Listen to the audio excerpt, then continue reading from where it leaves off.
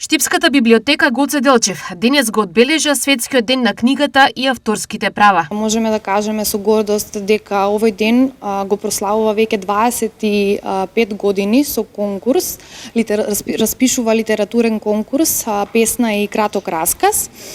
И секоја година интересот е се поголем и поголем. Во период на силна дигитализација, колку се читаат книги на традиционален начин? Охрабрувачки е бројката, посебно затоа што нашата цел е со организирање на настани од културата и литературата, посебно активности од едукативни активности, промоции на книги.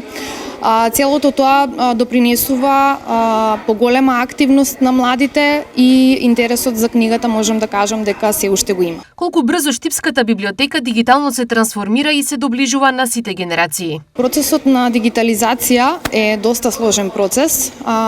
Можам да кажам дека ние веќе го направивме првиот чекор. Предходната година имаме реализирано проект од поддршка на Министерството за култура и туризам, каде што почневме да набавуваме дел од опремата која што е потребна за дигитализација на фондот.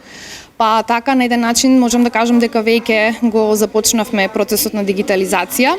Националната установа Универзитетска библиотека Гоце Делчев Штип располага со фонд од над 200.000 книги и засега посетеноста на библиотеката е задоволителна.